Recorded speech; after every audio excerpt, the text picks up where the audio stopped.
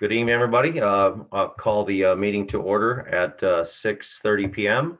And I will say the Pledge of Allegiance. We all rise. And on the mark, put your right hand over your heart. Ready, begin. I pledge allegiance to the flag of the United States of America and to the republic for which it stands, one nation, under God, indivisible, with liberty and justice for all. Thank you. Mr. Rossi? Yes, Councilmember Davis. Present. Councilmember Crosby. Present. Councilmember Lau. Present. Mayor Pro Tem Carter. Present. Mayor Hepburn. Present. Okay. Do we have any announcements of upcoming community events or anything, Mr. Rossi, that we're aware of? Nothing that has come in, and nothing that we have. Then we will move to consent calendar. Do we have someone that wants to speak on the consent calendar or pull any items have been pulled? Not as of 5:30. JR? None received. I need a motion then to approve the consent calendar. I move to approve the consent calendar. Councilmember Crosby, second. Councilmember Lau. I'll second. And then we are going to move to a roll call vote. Yes. Councilmember Davis. Aye. Councilmember Crosby. Yes. Councilmember Lau. Aye. Mayor Pro Tem Carter. I am abstaining from item number D because I have a conflict of interest, but I could vote on the rest of the agenda? Yes. Yes. Consent? Okay. Yes. Okay. Mayor Hepburn. Yes. Okay. Thank you. We will move to public hearing. Is that correct? Yes. And before we get started on that item, as noted on the agenda, Councilmember Davis has a conflict on this item and will be abstaining from the vote. So we're removing him from the room temporarily. Okay. Bye-bye. I have to let a dog in my room. Oh, does the dog have a conflict? The dog has a conflict, obviously. And my cat is about ready to star here. So. Don't let them see each other. Yeah. Yeah. JR, could you remove Muir, please? Come on, big girl. Come on. Going up on the bed. Thank you. Okay, the dog is in the room. We're good. We're all good. Thank you. Good evening, Ms. Pocock. Hi. Hello. There's a conflict on this item and will be abstaining from the vote. So we're removing him from the room temporarily. Cody, I think that's you. Could you turn on YouTube? I have to let a dog in. We are hearing everything. Yeah. At least muted. All right, so this is the public hearing on the relocation of the House on White item that was brought to council several months ago and asked to be given some additional time to see if the house could be moved rather than demolished. And Candace has been working with the applicant, Linda Wilkinson, and they have come up with a approach that will enable for that house to be moved. So with that, I'll turn it over to Candace to give you the particulars. Candace. Thank you. Good evening, Mr. Mayor and council members. The Community Development Department has received a request from the applicant, like Bob had said, Linda Lockhart Wilson, requesting the City Council approval to relocate the home and bungalow located at 2109 White Avenue to her property at 2321 First Street. The house at 2109 White Avenue was built in 1912 on the southwest corner of White Avenue and First Street. The home is about 1,500 square feet with a detached garage and a detached 559 square foot bungalow. The property is located in the Old Town Laverne specific plan area and is zoned medium density residential. Staff has been working with the developer at the 2109 White Avenue site for a multifamily development, and after multiple attempts to save or relocate the older home there, it was determined by the City Council last October that the home could be demolished and salvaged, as it was determined to not represent a significant historic building worthy of historic preservation. At the City Council meeting during public comment, the current applicant for this application, Linda Lockhart Wilkinson, spoke and expressed her interest in moving the home to her property at 2321 First Street. The developer agreed to not demolish the house for at least 90 days to give Ms. Wilkinson time to research the possibility of relocation. Since that city council meeting, staff has been working with the applicant to relocate the home and bungalow to her property on First Street. The applicant has also obtained an agreement with the owners of the property, a contract with the building movers, and has been in contact with the developer to be sure everything remains on schedule. The applicant currently owns 5 older historic homes in the city and enjoys restoring them and keeping the original character of the structures. Ms. Wilkinson has a dream to create what she likes to call a Lordsburg Heritage Square on her 14,000 square foot lot, which would include the historic home at 2321 First Street, the Colonel Heath House, which was built in 1885, the recently approved accessory dwelling unit on her property, and the 2 relocated structures, the house and the bungalow. If the City Council approves the applicant's request to relocate the home and bungalow, the applicant hopes to move the structures before the end of the month. If the City Council approves the relocation, the home must be prepared to meet all necessary building code and engineering requirements, obtain all public works permits, and comply with all applicable zoning standards. Provisions will be made that any structure or portion of any structure that is disturbed will be brought to conformance with current building, electrical, plumbing, mechanical, zoning, and other applicable codes of the city. No structure or portion of any structure which is relocated will cause any harm to be detrimental to property and improvements in the district within a radius of 1,000 feet. Staff and the Planning Commission are recommending that the City Council approve the relocation of the home and bungalow located at 2109 White Avenue to 2321 First Street and adopt Resolution 21-07. I'm available from staff if you have any questions. And Michael Gaddy, who's representing the applicant, will be on the line if you have any questions for the applicant. JR should be calling him right now, so he should possibly be on the line soon. But Mr. Gaddy is on the line and available if there are any questions for him. Okay, that Yes, concludes. hi, everybody. This is Michael Gaddy. I'm a licensed general contractor for over 35 years. The first 15 of those years in the city of Laverne. I've been hired to handle the reconstruction and development at 2321 First Street and also oversee the relocation of the 2 structures at 2109 White Avenue. On January 11th, when Linda Wilkinson received the signed purchase contract giving her the ownership of the house and bungalow and authorized her to access the property, we started the process. Over the last 3 weeks, we have made tremendous progress. The house and bungalow are ready to unbolt from the foundation.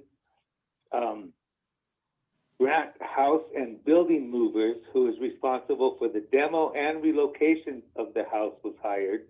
He has planned for the house to be moved in 3 sections. The first section is the top 10 feet of the roof, which is necessary to clear power lines on First Street. Eric Brandt has made the cut on the roof. The cut on the roof already. The next section of the house move is an 8x20 service porch. It was actually an addition years ago.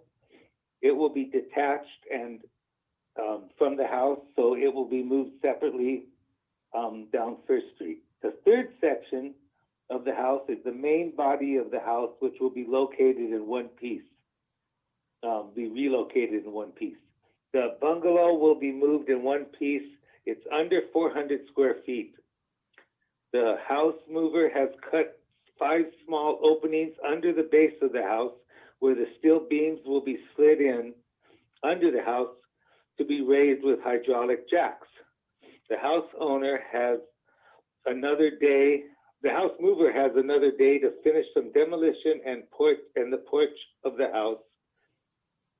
Some of the next steps include placing the steel beams under the house, reinforcement of the roof, and preparation for the crane to lift the roof off the house. Furthermore, at the site on First Street where the houses are being relocated to, the lot has been cleared of trees and storage sheds. The new sewer lines are in for the houses to be added. The new foundation plans for the house and bungalow have been submitted to the city. Linda has accepted a bid for new foundations, and the foundations are being trenched as soon as possible. We anticipate having the foundation plans approved about the same time we're ready to start the process. The foundations are built up above ground, subterranean, with rebar and split block face to match the existing home. I have been in continuous communications with the planning department, city inspector, the inspector supervisor, and Candace. With your approval tonight, weather permitting, and no unforeseen glitches, we are on schedule for the White Avenue house and bungalow to make a 3 to 4 hour trip down First Street around the end of February. So if anybody has any questions, and I did that okay, you can ask them now. Thank you, Mr. Gotti. I appreciate that information. Anybody from council have any questions before we go to public comment for staff or Mr. Gotti? We'll wait. Go ahead. Yes, Councilmember Law. My only question is, given, obviously the size of everything that's being moved, do we have street closures that need to happen, or how is that going to, is there a 3 or 4 hour block of street closures? 3 sections, is that what you said? Street closures. Street closure. Oh, okay. So the house is being moved at midnight. We just found out okay. today. And it's going to be pulled off the foundation right onto First Street. So the street will be blocked off right there on White and First by the dairy. So that will be blocked up. And then it's going to go straight down to F Street.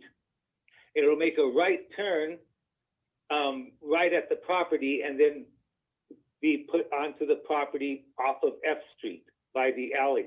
So the alley will probably be blocked off and the White Avenue will be blocked off. But I think we're doing this at midnight. So, midnight to 4 in the morning.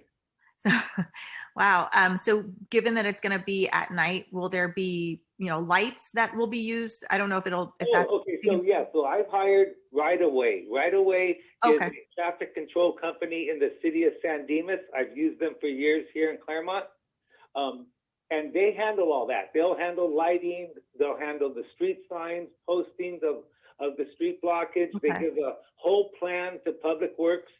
Public Works will approve that plan, saying, okay, you can do this. No, you can't do that. And then once that plan's submitted, Public Works will give us the okay, everything's fine. You guys can continue your process. They're a great company. They handle everything. Yeah, I've seen them out by Fairplex with the vaccination Yeah, site. exactly. So, okay.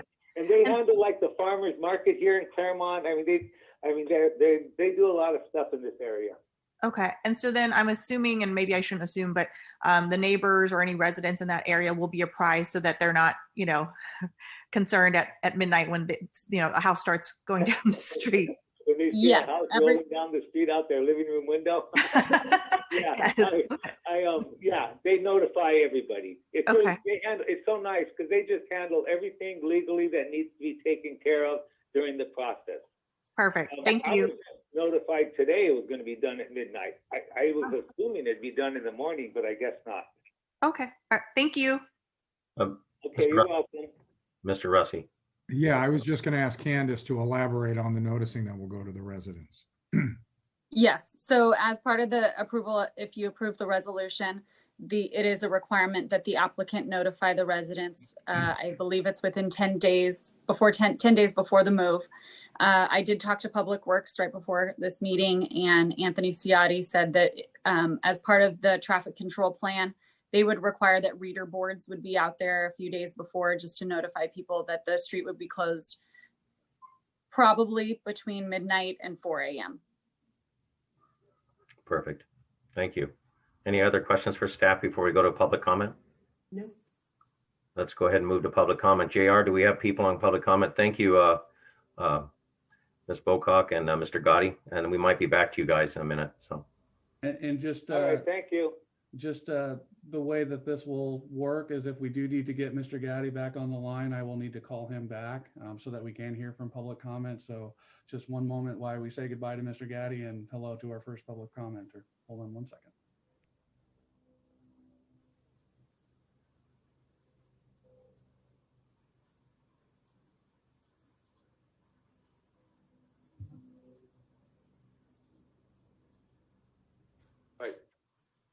Mr. Mayor, I have Jackson Salinas on the line.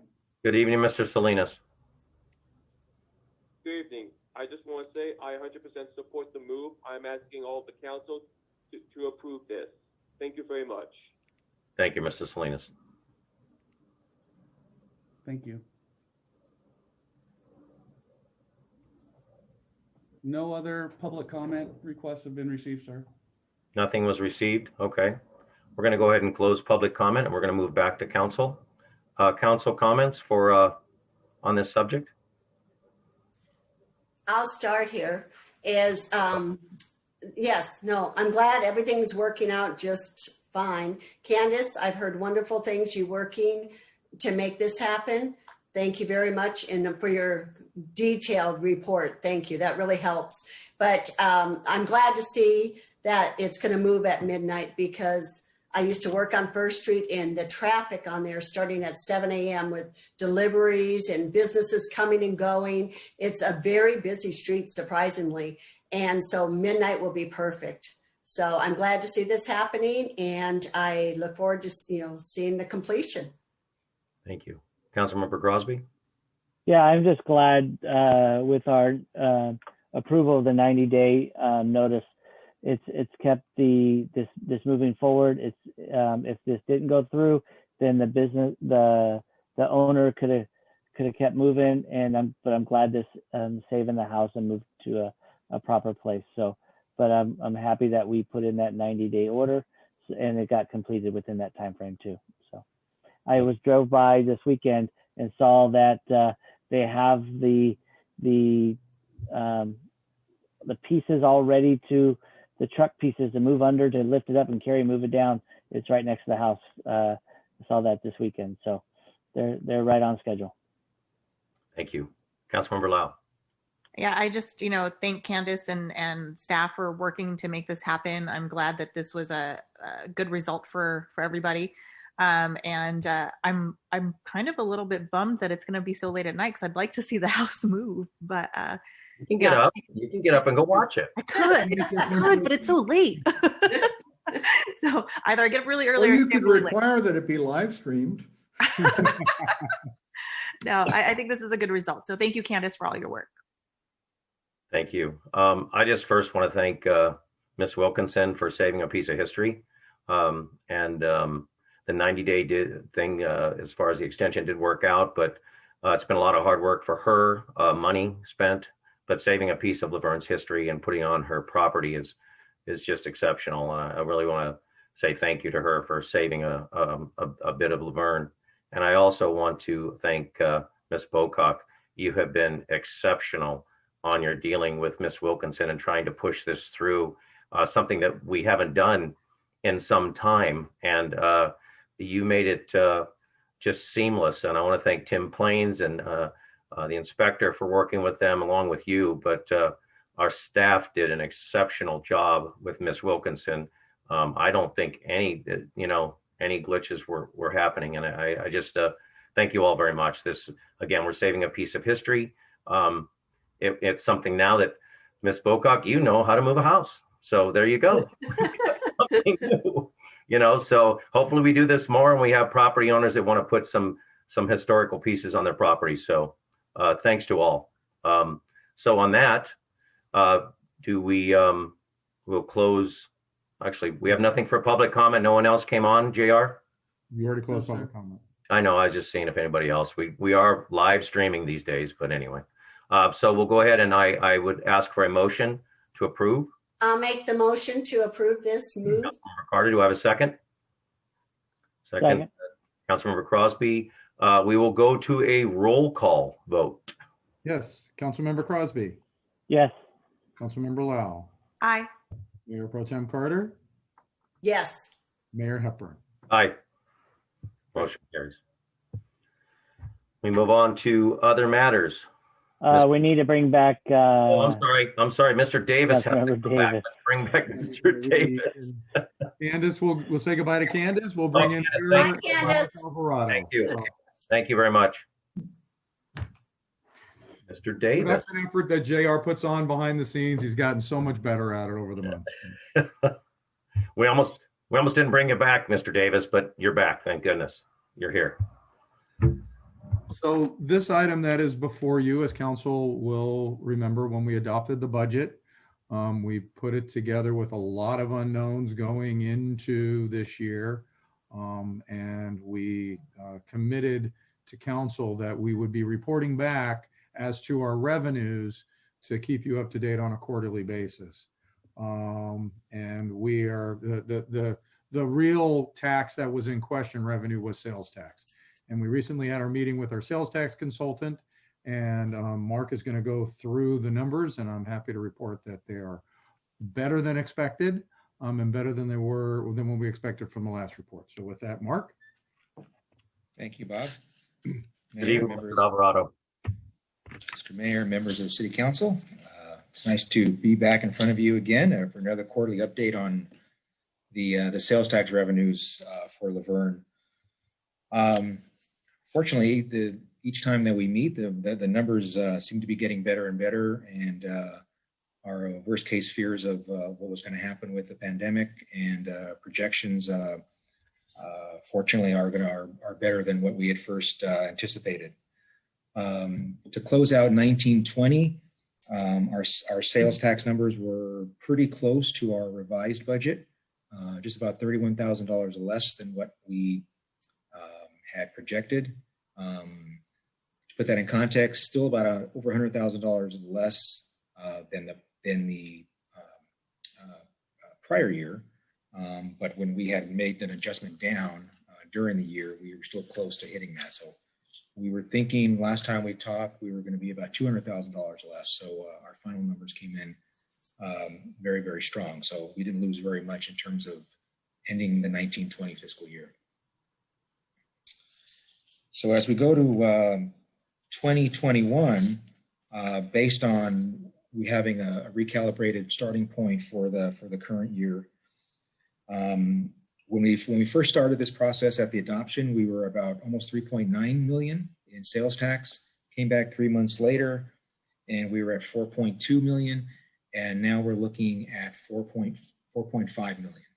So our estimates now for the current year are going to be basically the same as what we collected last year. So we're basically saying that 2021 is going to be flat compared to 1920. I know that doesn't sound good just on the surface, but considering where we were at and where we were thinking what could happen in 2021, being flat for the current year is really, really good news. And that's not to say that we're expecting really good things in 21, 22 and 22, 23. So I think the economy is going to be strong going forward. So just to put that in context a little bit more, our projection at the beginning of the year when we adopted the budget was 16% less than where we're at. As I mentioned before, almost 3.9, and now we're looking at $4.5 million. So that puts us about $650,000 ahead of where we were at this point, basically 7 months ago when we adopted the budget. And as to no one's surprise, the biggest part of this has been our online retail sales. Just continues to be very, very strong. This last quarter's receipts were 30% higher than our 4-quarter average of last year. So we're continuing to get strong revenues from that county pool. The only area of our sectors that we monitor for sales tax that went down and continue to stay down is our fuel and gas and service stations. And that's just a combination of gas prices are lower, people are driving a lot less. So that one area is going to take a while to rebound. But all of the other sectors are all tracking right online. And then of course we've got our online sales, our county pool share. That's really, really strong. So if we go back 7 months to the budget adoption, when we adopted the budget, we were projecting about a $1.1 million shortfall. And with that, we had to make a lot of cuts and freezes to all of the operating departments. As part of our message during that adoption process, city manager said that if things were better than what we anticipated, then we could potentially come back with some possible reinstatements to some of the operating requests and needs for the departments. So with that in mind, we will be coming to the City Council in March with a detailed mid-year budget update, which will have the specifics for not only sales tax, but our other revenue sources, even looking at our operating departments and where they're tracking on their expenditures, to make all of the detailed adjustments that are needed for the current 1920-21 budget. But as part of that, what we are looking to bring back as part of that conversation with the City Council are areas that we could look at bringing back some of the cuts that we put in place for the current year. Some of those would be to the police department, some cameras, some software, also some street and sidewalk repaving projects in public works, some traffic signal maintenance and lighting work maintenance, and definitely some additional help in the parks for maintenance and tree trimming. A couple of positions that we're looking to fill that have been frozen: an assistant planner in the community development department and a park supervisor position in public works. So we will come back to the City Council with detailed information and also dollars attached to all of these requests for the council's consideration at that time. The other area I just want to touch on briefly is another component of the sales tax is the Measure LV. So obviously, as the regular sales tax is increasing, our Measure LV is also going up. So going back to the adoption process, we were anticipating about $2.7 million. That was revised down from about 3.3 when the LV tax was first going into place, and what we thought might happen, again, pre-pandemic. Last quarter, we were able to revise it up to almost $3 million. So we were all happy about that. And now we're looking at a projection of $3.3 million. So we basically have come full circle back to where we thought we were at the beginning. So this will add approximately $570,000 to what our original projection was. And this will definitely go a long way to look at our 10-year forecast that we had first done to make sure that we could meet all of the requirements of Measure LV and keeping up with personnel costs and that such, and also looking at other potential projects that the city could be doing with some of this extra Measure LV. So that's the good news. We will definitely circle back to the Measure LV Oversight Committee and share this information with them and bring back that discussion of our long-term forecast to make sure they're understanding what the numbers are and what the projections are and what our potential additional revenues are that we could use for the tier 2 for the Measure LV. So all in all, really good news. Again, we will be coming back to the City Council with all the details for all of these specific revenue adjustments for adoption into the budget, along with any potential appropriation increases. And at this time, this is a receive and file report. So staff recommends that the council accept this report, and I'd be happy to answer any questions at this time. Thank you, Mr. Alvarado. Any council have any questions for Mr. Alvarado? Councilor Davis. Yes, good to see you this evening, Mark. As you said, you've been bringing us good news at these meetings. So my question is, can you keep coming and meeting with us on a regular basis? Because you are Mr. Sunshine when it comes to finance. So Thank you, sir. Thank you Yes, for I your can. report. Great, thanks.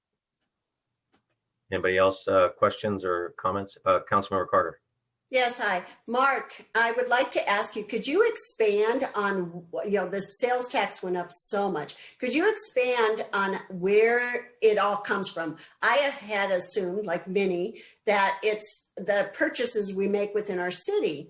But then you talk about online sales, car sales. Could you expand a little bit more on where the sales tax all comes from when we spend money out of the area? So obviously, we get 1%, just like every other city. We get 1% of whatever the sales tax is. It's different a little bit different for every city. Every county's got a little bit different, usually around 9-10%. Every city starts out with the 1% base. If a city has an additional tax like we do now, the Measure LV, that's an additional 0.75% that we get now. Obviously, sales tax is going to be everything that's going to be taxed, which is pretty much everything except food. So we're all paying sales tax there. The county share, which is very, very important now. As you know, for a long time there was the debate about online sales, whether it's going to be taxed, and if it's coming from out of state, then it's not going to get taxed. You're not going to get the tax in that area of where you live. There was finally a decision. It was the Wayfair decision that was finally solidified about almost a year and a half ago now, that finally confirmed that for sales over a certain amount, the sales tax will be coming to the area that the goods are being purchased from. And because it's hard for the counties and the state to figure out exactly where it's coming from, all that sales tax that's online goes into each county. So it's separate. It's easy to tell where the money is coming by county. So it gets pulled in each county. And then at that point, every city gets their allotment based on their population size and other factors. So it's all split out evenly. Obviously, the bigger cities are going to get more. But because basically everything that's online now is being taxed, most of the stuff, there's a lot more money that's being funneled into those monies coming into California and then coming into the pool and then getting split out and separated out to the cities. So that's why what we call the county pool, all of those monies are increasing very, very much. Good, thank you. You're welcome. And Mark, correct me if I'm wrong. And then there's another component as it relates to the additional 3/4 cent sales tax, and that is on car sales.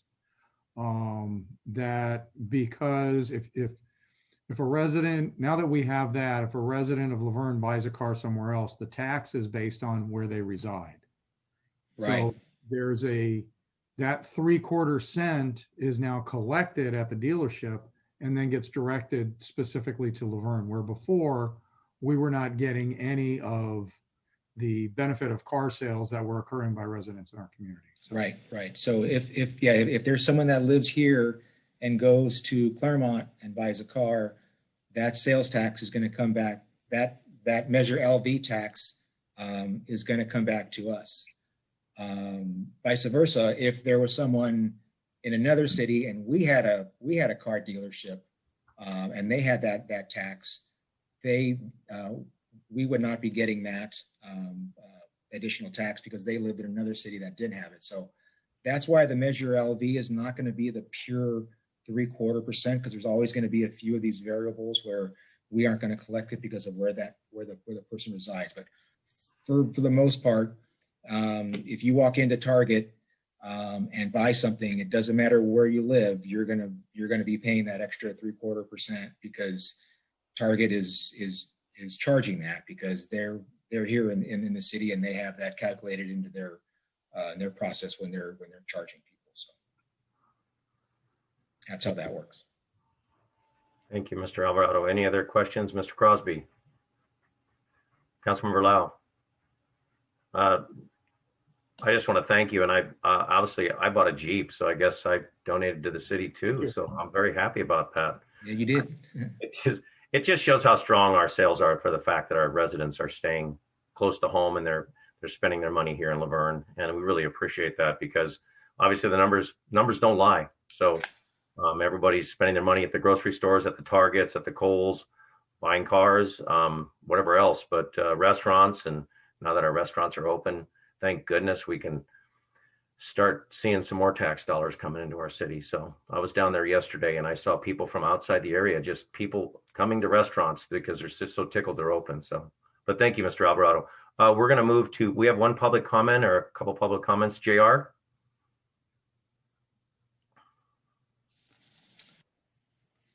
Yes, Mr. Mayor, I have Jackson Salinas on the line.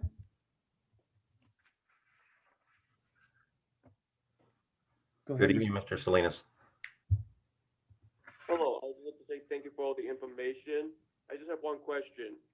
You expect this to double up for once things are starting to go back to normal from COVID-19 regarding like all the restrictions that are being loosened and the stay-at-home order lifted? Thank you very much. I did not catch the first part of it. There was something that would possibly be doubled up. Yep, I think he was asking that the fact that we had the stay-at-home order, that if this thing would increase exponentially because once everything's lifted, we go back to normal operations. I think that Mr. Russi, I think that's what he was asking. Then is that That's correct? kind of what I got out of it. And simple answer is no, I don't expect it to double. I think we are enjoying the benefit as was shared of people don't have the ability to spend their dollars elsewhere. So they're doing online purchasing and that type of stuff. So we're enjoying that benefit. Our traditional sales tax is 4.6. We're projected at about 4.6. Is that about right, Mark? Under a normal year?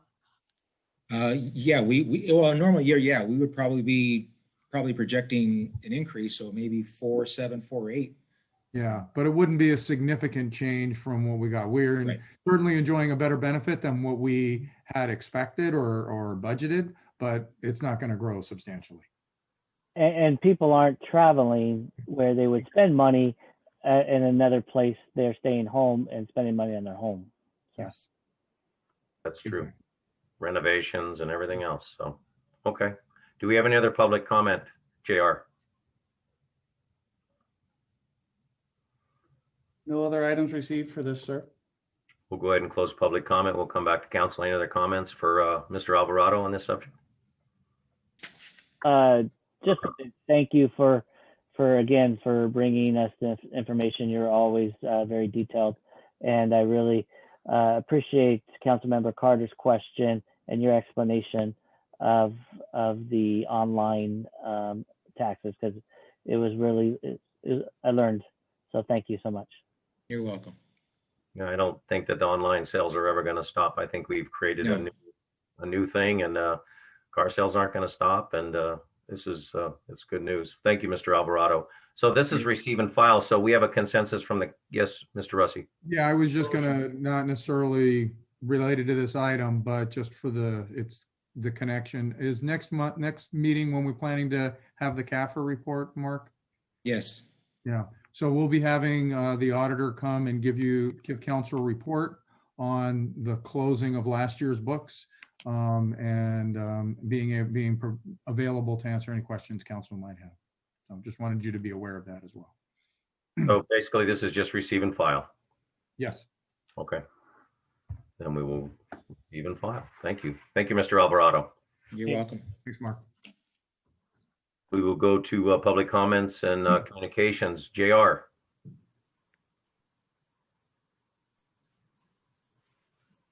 Mr. Mayor, we do have 3 people that will be calling in tonight. The first is Jackson Salinas.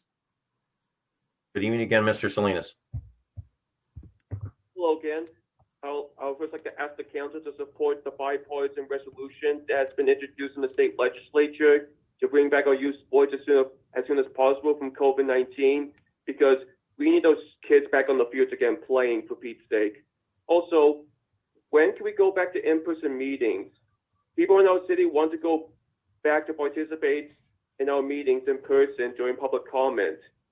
The council needs to decide on how they're going to do it. Thank you for your time. Have a good night. Thank you, Mr. Salinas. Thank you, Mr. Salinas.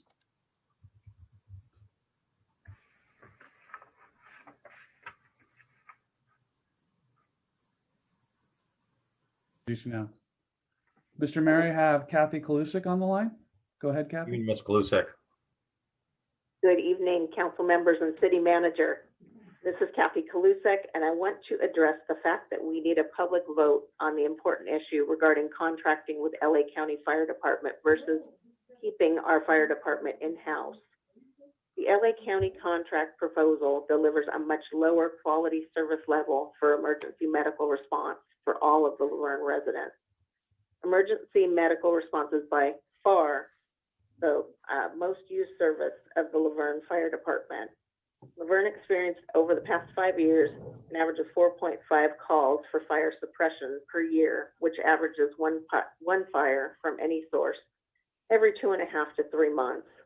While during this same time frame, Laverne Fire Department paramedic services experienced 2,580 calls for emergency medical response, which is an average of a response every 3.5 hours or 3.4 hours. Laverne Fire Department, under the minimum staffing plan, has 9 paramedics on duty per shift. LA County is only contracting to have 3 paramedics on duty per shift. The difference is even greater when the Laverne Fire Department paramedic workforce is at traditional staffing levels of 11 paramedics on duty. In addition, Station 3 on Esperanza and North Laverne will be closed permanently under the county plan, resulting in much longer response times by fire and emergency medical response to North Laverne. Trying to get information, discussion, and impacts on the vital issue out to the public has proven to be exceedingly difficult during this pandemic bubble. I've spoken to many residents and neighbors that weren't even aware that county is being considered, or that the majority of the council voted to take the next step that's leading us to county. And when I told them about it, they were very upset and concerned. The problem being council meetings on Zoom has resulted in a lot less public input than this issue deserves.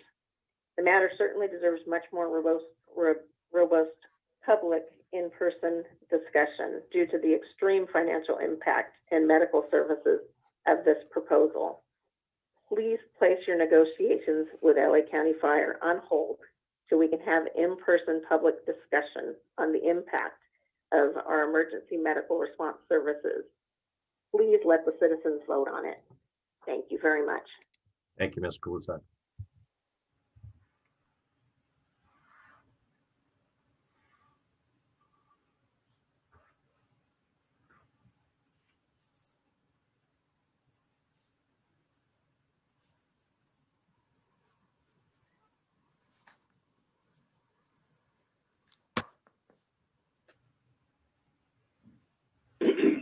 Mr. Mayor, I have Terry Prentice on the line.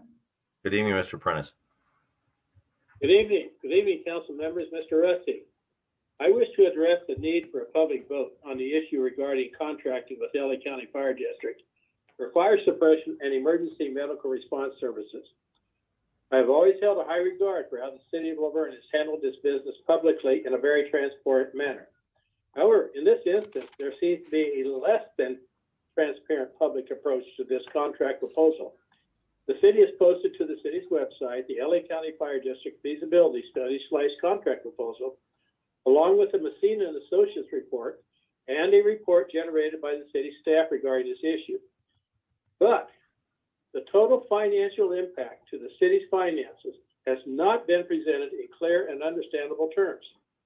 The first 10 years of the contract would cost the city approximately $7.5 million more than maintaining Laverne Fire Department, plus the loss of approximately $700,000 per year in medical insurance reimbursement to the city for rescue ambulance transportation would instead go to private ambulance service.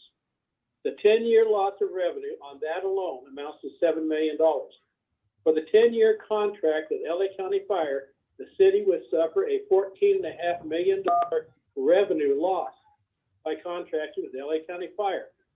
The second 10-year contract would cost the city $85.5 million more than maintaining the Verne Fire Department, plus the loss of additional $7 million in medical insurance reimbursement.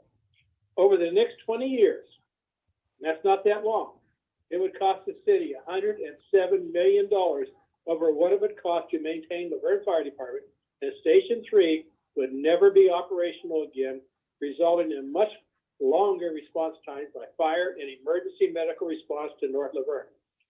The LA County Fire District contract proposal is grossly overpriced and delivers a much less quality service level for emergency medical response for all Laverne residents. We cannot continue to deal effectively with this issue with the limited opportunities for public input on Zoom media. This issue needs much more public in-person discussion due to the extreme financial impact of this proposal.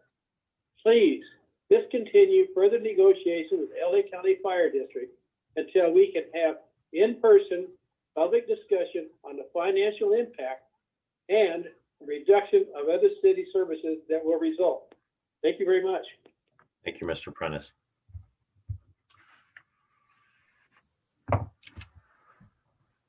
JR, anybody else? Sir, we have not received any other requests to speak. Okay, we'll wait like 15 seconds and then we'll go ahead.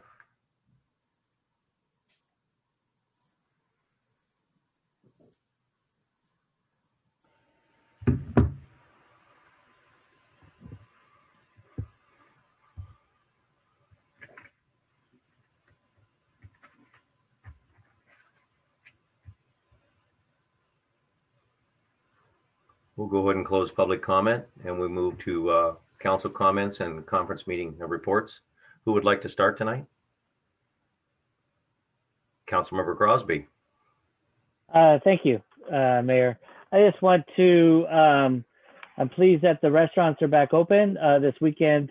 The restaurants all over Laverne downtown and through the Foothill corridor back open, and really appreciate all the employees and the owners doing a great job and opening back up, and the city for closing back down D Street so that we can have that outdoor dining per the orders, which the orders were a little bit more restrictive, spacing out tables more, and had some more protection for employees. I also want to tell everybody, you know, go get your vaccines. I know it is difficult to understand, and make an appointment is not the easiest.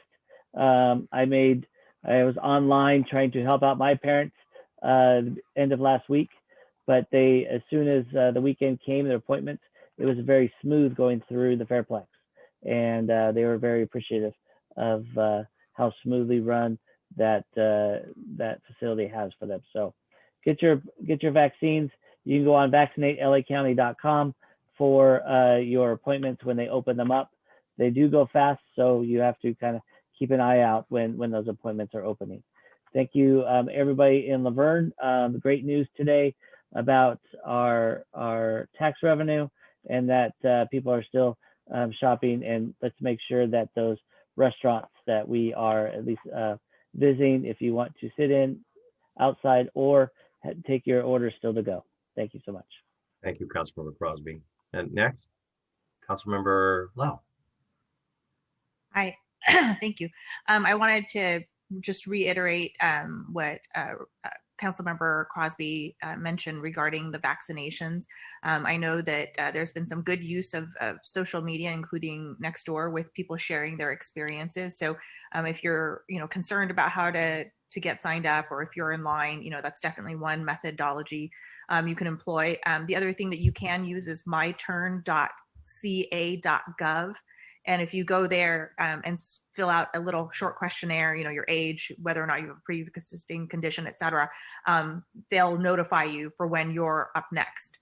So if you're confused about, what tier you might be in and when you might be eligible for your vaccination, that's a really good tool that you can use, and they can send you the text messages and whatnot.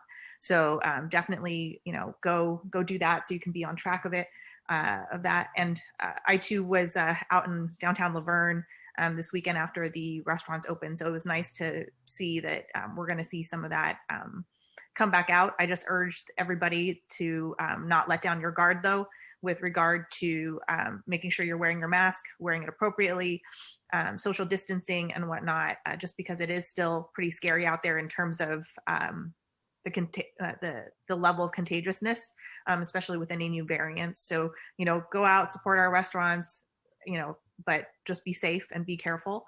I did also want to note that the University of Laverne had their commencement for their winter grads this past weekend, and just wanted to congratulate our graduates. And just, it's a nice reminder for, I think, everyone that we are still in these very different times. And I commend folks who are going to school, getting their degrees, just trying to finish high school, whatever it is, and really doing it through this pandemic. And to the parents who are having to continue to oversee remote learning while they work remotely and have to do everything else.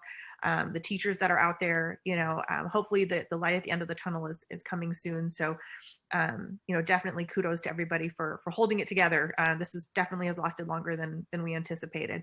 And the last piece of advice that I would share is that, we all talk about self-care quite a bit, but I think a lot of us fall in the category of not doing it as much as we should. Had a minor health scare about a week and a half ago and had to get taken to the ER. And there are correlations with just stress. And this is a stressful time in relation to the things that everybody's having to deal with during this pandemic. So make sure you're taking care of yourself. Take the time you need to breathe, go take a walk outside, enjoy the outdoors if you can. But, take care of yourselves because, as they say in the airplanes, and not that many of us have been able to travel anywhere, but, you can't help anybody if you don't put your mask on first. So. Thank you, Councilmember Lau. Councilmember Davis? Yes, I just wanted to follow along and with my previous council members and say that, and I think Mr. Crosby's example was a good one to share, which is for the younger ones, don't jump the line, but help the older ones get their COVID vaccinations, jump on the computers for them, help them navigate through that process because it is a barrier and it is a challenge. So let's please help those that need their vaccines first so that those of us who are patiently waiting in the queue, our turn can arrive in a kindly manner. So help your neighbors out and let's lean in on this. Thank you. Thank you, Councilmember Garwood. Councilmember Carter. Yes, we talk about how nice it is to get out to restaurants. I think we all got out this weekend and enjoyed the nice weather. Saturday was beautiful. We talk about the downtown, how D Street is closed with all the restaurants, the chairs outside, but let's not forget Foothill Boulevard. Foothill has a lot of great restaurants up there. Please visit all the restaurants, go see what's there, see what they have to offer, and they need our, participation too. And let's help them out also. And the other item I wanted to talk about is Gold Line. As everyone's been watching down on Arrow Highway, all the construction going on, and they are moving along so fast. And the weather has cooperated, so they've been able to do a lot more work than if it was really raining, but they've given long hours into the night in different shifts to get this completed. So I want everyone to know Wheeler Avenue will be open and you can use that, and do realize that striping isn't exactly what it's going to be later because there's still going to be construction. So it's temporary striping, and I applaud them for the work they've done so nicely and efficiently. Thank you, Councilmember Carter. Just to echo the COVID vaccine, help those that need help. I know my parents have gotten it. I know that many people, and it's much better than it was. I think that the vaccines are coming out now. We have Johnson & Johnson hopefully soon. That's just a one shot, but so please don't give up on that. Continue to go online to get your vaccine. Those who want it, those who don't, wear your masks. But I also want to, and Councilmember Carter, that was a very, yes, we have many restaurants in Laverne and they're all starting to gear up again with outside dining. So please, Foothill Corridor, Mid, East, West, South, visit all of our restaurants for takeout. There's plenty. We've got great restaurants in Laverne. But I want to thank Mr. Russi, but also Dan Kesey, Public Works. People don't know, but those big orange K-rails that they fill with water that they move. The city purchased that on their own dime, and also they had staff out before the restaurants opened on overtime to make sure that the restaurants were ready and were compliant. We paid for that, and our restaurants didn't have to pay anything for that. So we really, between that and our stimulus for the restaurants, we really care about our businesses. So it just shows that our city is doing everything they can to assist them with this. No matter what we say, none of us like this. It's not fun. Our restaurants, it's a very, very difficult business to be in to begin with. And the closures are creating fiscal instability for a lot of these restaurants.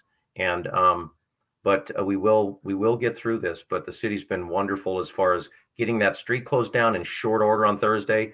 I was there on Friday morning and it was pouring rain. There were people at Roberta's Village Inn having breakfast with the pouring rain. They had a big tent up. So, again, shop Laverne, and thank you all of our residents. And again, on our kudos on our tax revenues. That just shows that our residents are keeping their dollars in Laverne. So thank you all. Everybody do be safe. This thing's real. And if you want to get your vaccine, please do so.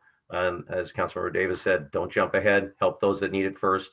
They will be dropping the age, hopefully shortly, through our more people will be getting it. So thank you. On that, we have a closed session tonight, Mr. Russi. Yes, Mr. Mayor, I do. Under Government Code Section 54957.6, conference with the labor negotiator, discussion for all groups. There'll be nothing to report afterwards. Thank you. We will be adjourning to our next meeting with Tuesday, February 16th for a study session at 5 p.m. Presentation on the financing options on the enhanced infrastructure financing district. So we are we are adjourned. We will recess and not come out of recess, and no reporting out of closed session. Thank you.